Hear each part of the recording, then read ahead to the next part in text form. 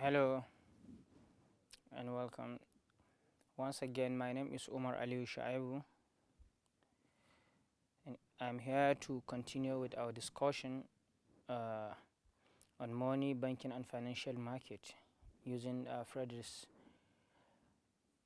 Frederick S. Mishkin textbook. We are now today going to discuss on chapter 22 on aggregate demand and supply analysis.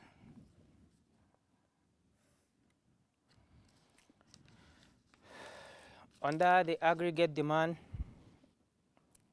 and supply analysis, here we are starting with the aggregate demand. We are now here to see how or what are the effects of monetary policy on output, demanded, and price level, while other variables are kept constant. We are also going to use it under the aggregate demand curve to try to ask such kind of questions, or how aggregate output and price levels are determined based on the component parts: consumption, investment, government spending, and net export.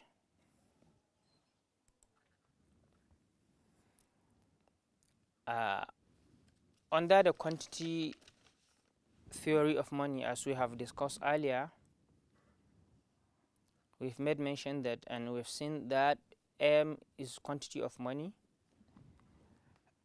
P price level, Y aggregate real output, and P times Y, when we multiply them, they become total nominal spending on goods and services, while V the velocity of money, which indicates the turnover or time per year that a dollar is spent, which is given by V equals to P nominal spending on goods and services divided by quantity of money. So while multiplying all these aspects, we are going to have equation of exchange.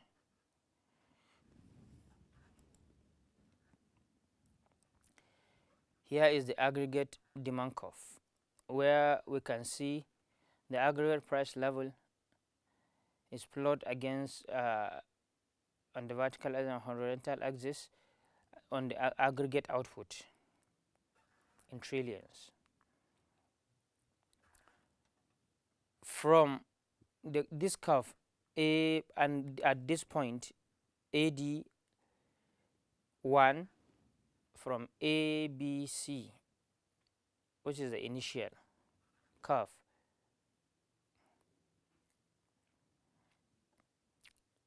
which becomes decrease in the aggregate price level. It reduces from A prime, B prime, up to C prime. Behavior of aggregate demands component parts. As we have mentioned, aggregate demand is equal to consumption spending, investment spending, government spending, and net export spending. The aggregate demand curve is downward sloping because price level and money in real terms increase. Price level decreases. Decrease in price level, money in real terms increases, which brought about a decrease in interest rate and an increase in planned investment. So also aggregate demand increases. On the other hand, it is determined using when price level decreases, and money in real terms increases, interest rate decreases, but now the exchange rate brings about a decrease or a cheaper domestic prices or cheaper domestic goods in terms of foreign goods, because the dollar prices or foreign currency exchange in terms of the domestic currency has been reduced, which will bring about an increase in the next export. Increase in next export brings about an increase in aggregate demand. Factors that shift aggregate demand: an increase in the money supply shift AD to the right because it lowers interest rates and stimulates investment spending. An increase in spending from any of the components: consumption spending, investment spending, government spending, and net export spending will also shift AD curve to the right. As we can see here in the summary table, factor change and shift in the aggregate demand curve. Money supply M. Increase in money supply brings about a shift of aggregate demand curve from AD1 to AD2. Government spending, so also but the taxes, increase in taxes brings about a shift or a movement from AD1 to AD2, that is the leftward shift of AD curve. Net export.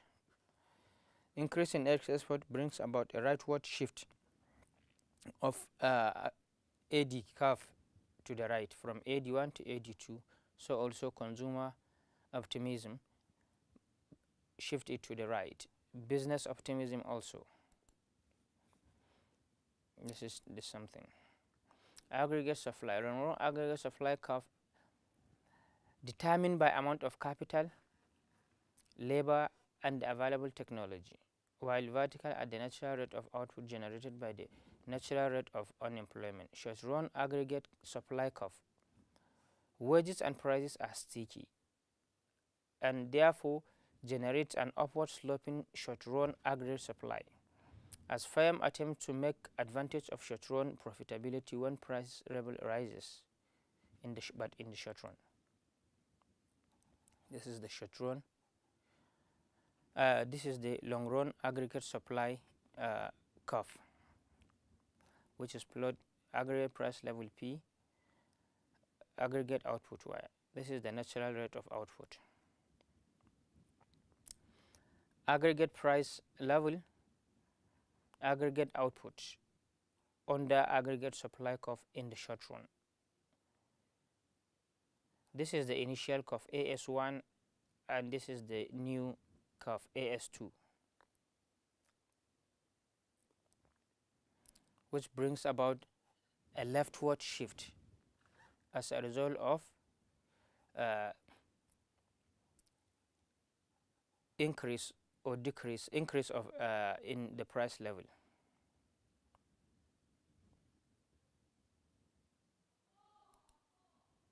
Factors that shift short-run aggregate supply: cost of production, that is tightness of the labor market. When the labor market is too tight, it shifts short-run aggregate supply. Expected price level, wage push, change in production cost but unrelated to wages, that is supply shock.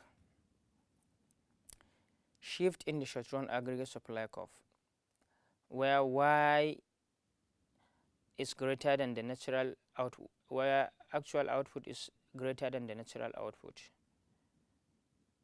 AS move to the right. Here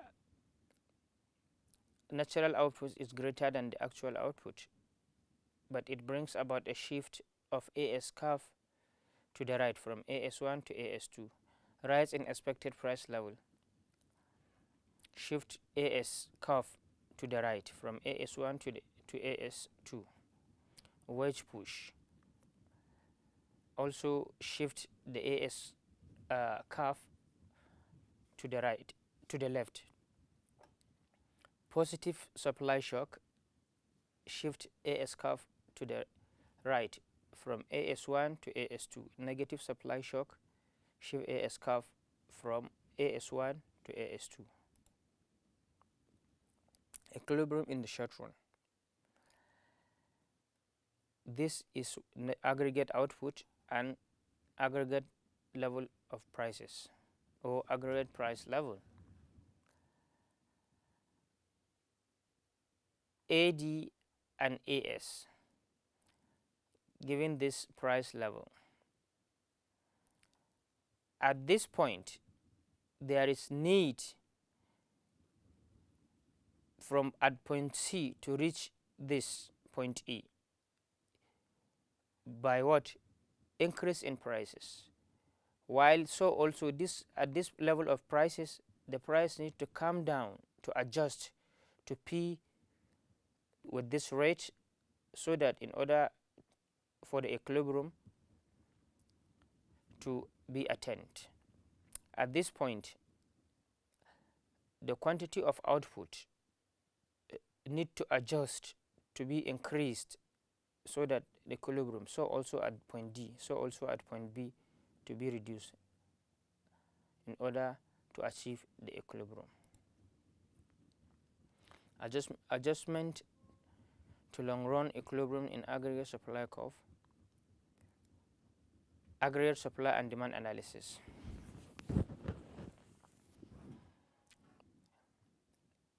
At initial short run equilibrium, in which actual output is greater than natural output.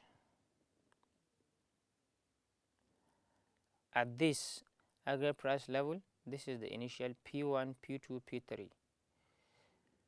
At P1, Y1, AS and AD. This is AS1. This is AS1.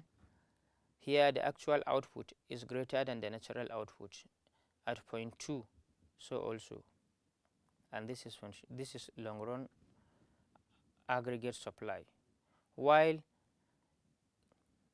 in B, here the natural output is greater than the actual output.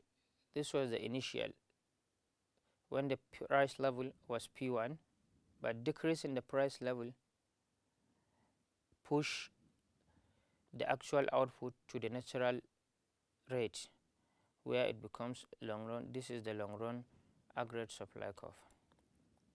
Self-correcting mechanism. Regardless of where output is initially, as I said, it returns eventually to the natural rate. Slow. Wages are inflexible, particularly downward need for active government policy. Rapid. Wages and price are flexible, less need for government intervention. So now we can see a response of output and the price level to a shift in aggregate demand curve. Response of output and the price level to a shift in the aggregate demand curve. So now at this, we can see that the actual output is greater than the natural output.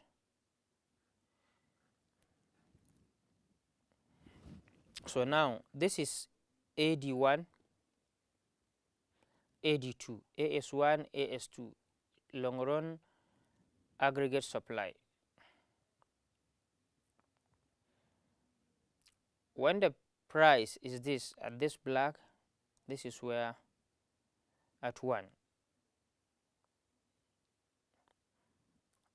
which is Y1. As the price moved to P2, then it shifted from AS1 to AS2. But when the price moved to P1, it becomes from 1.1 to 1 prime.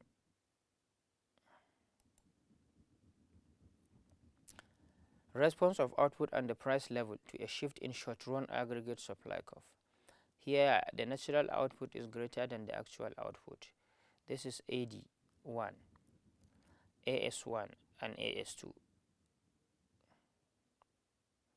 Under the AS1, this is where they meet at equilibrium, but with increase in the price level,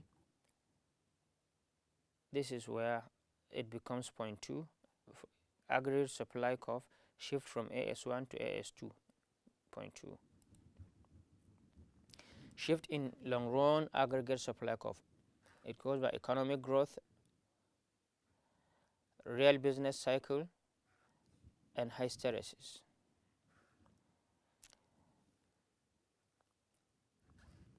Under the real business cycle, we have supply shock drive short-run fluctuations in the natural rate of output, shift of long-run aggregate supply, no need for government intervention.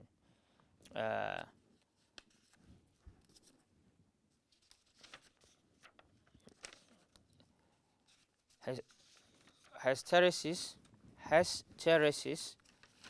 he said they argue that departure from full employment levels as a result of past high employment, natural rate of unemployment shift upward, and natural rate of output falls below full employment. Expansionary monetary policy, expansionary policy needed to shift aggregate demand. Conclusion. This is we have to take note of this. Shift in aggregate demand affects output only in the short run. Shift in aggregate demand affects only output in the short run and has no effect in the long run. Shift in aggregate demand affects only price level in the long run. Shift in long run aggregate supply affects output and price only in the short run and has no effect in the long run. The economy has a self-correcting mechanism.